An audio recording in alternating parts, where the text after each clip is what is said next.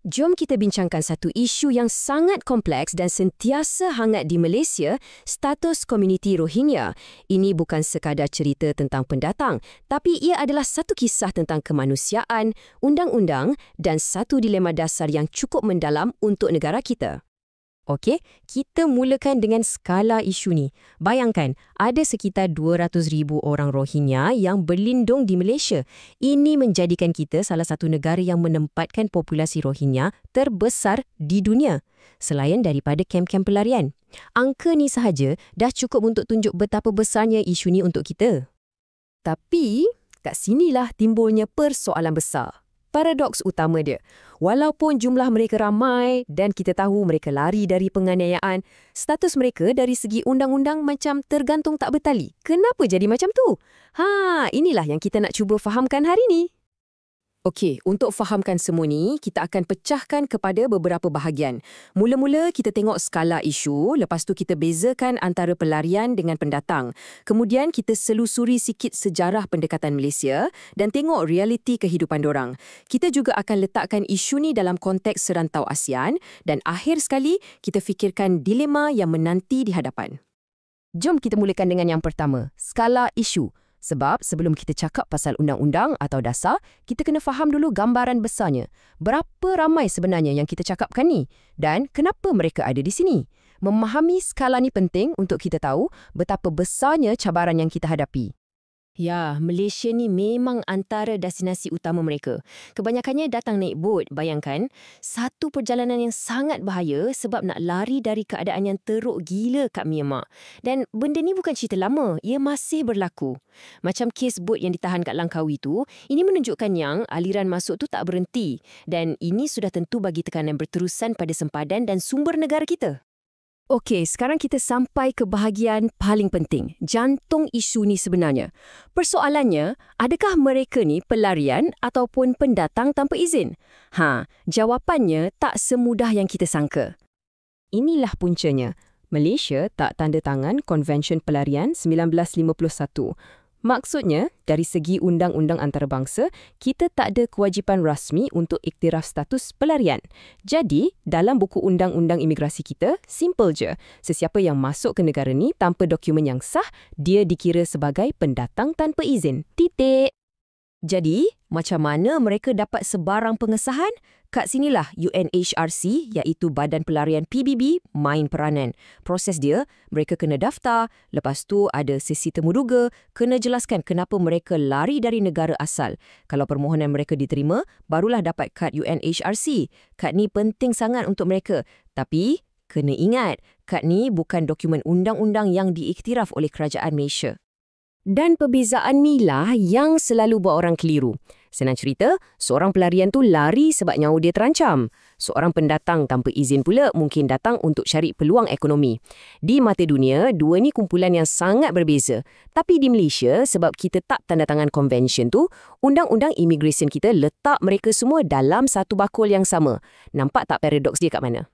Cara Malaysia tangani isu ni pun sebenarnya dah banyak berubah dari dulu sampai sekarang. Ada banyak faktor yang mempengaruhinya. Jom kita tengok sikit sejarah perkembangannya.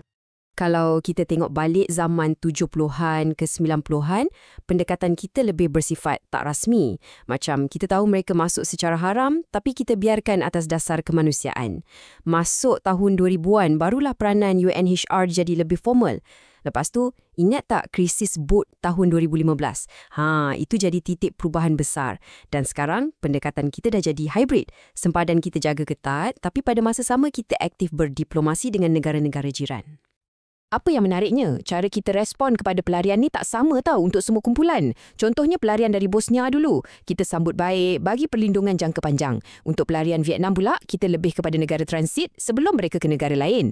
Untuk Palestin, sokongan kita lebih bersifat diplomatik. Tapi untuk Rohingya, kat sini yang rumit sikit.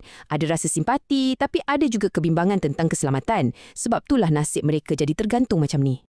Okey. Kita dah cakap banyak pasal undang-undang, pasal dasar. Tapi apa maknanya semua ni untuk seorang Rohingya yang hidup kat Malaysia? Jom kita tengok realiti kehidupan harian mereka.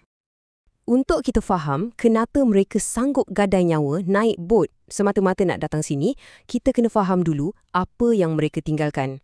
Petikkan ni, Ada kes ibu terpaksa merebus rumput untuk anak-anak yang kelaparan. Ini gambaran sebenar keadaan terdesak di Rakhine. Ia bukan lagi soal pilihan, tapi soal nak hidup atau mati. Jadi, bila sampai Malaysia tanpa hak untuk bekerja secara sah, mereka terpaksa masuk ke dalam ekonomi tak formal. Jadi buruh binaan, kerja di kedai makan, selalunya dengan gaji yang sangat rendah dan tanpa apa-apa perlindungan. Hidup mereka memang banyak bergantung pada bantuan NGO, orang ramai dan masjid. Dan keadaan macam ni, senang-senang je buat mereka jadi mangsa eksploitasi. Dan sudah tentulah kehadiran mereka ni ada kesan pada masyarakat kita. Memang tak dinafikan, ada timbul rasa tak senang hati, risau pasal isu sosial, jenayah. Itu satu sisi. Tapi pada masa yang sama, kita nampak juga betapa prihatinnya rakyat Malaysia. Ramai yang berderma, ramai yang bantu melalui NGO dan badan kebajikan. Jadi ceritanya tak hitam putih. Penting untuk kita ingat, isu Rohingya ni bukan masalah Malaysia sorang-sorang. Ini adalah krisis serantau. Jadi, untuk faham gambaran penuh, kita kena tengok juga apa yang negara-negara jiran kita buat. Kalau kita tengok dalam Asia ni, memang dah ada satu pendekatan yang seragam. Masing-masing ada cara sendiri. Malaysia cuba main peranan diplomatik. Indonesia pula, terutamanya di Aceh, lebih terbuka atas dasar kemanusiaan. Thailand, mereka memang sangat tegas bab keselamatan. Dan jangan lupa Bangladesh yang menanggung beban paling berat. Bila semua orang buat cara sendiri macam ni, memang susahlah nak cari jalan penyelesaian jangka panjang yang betul-betul berkesan. Semua ni membawa kita ke bahagian terakhir, dilema yang kita hadapi sekarang. Jadi, apa langkah seterusnya? Bagaimana kita nak bergerak ke hadapan? Masalahnya sekarang, kita macam terperangkap dalam satu kitaran ganas yang tak berkesudahan. Macam ni, mereka tak ada status sah, jadi tak boleh kerja atau bina hidup yang stabil. Bila dah terdesak, mungkin timbul masalah sosial. Lepas tu, masalah sosial ni pula dijadikan alasan kenapa kita tak patut bagi mereka status sah. Nampak tak? Benda ni pusing-pusing kat situ je dan memang sangat susah nak diputuskan. Nak selesaikan benda ni memerlukan apa yang kita panggil keberanian dasar. Maksudnya, kena berani buat keputusan yang mungkin orang tak suka, yang mungkin tak popular dari segi politik, tapi ia penting untuk masa depan.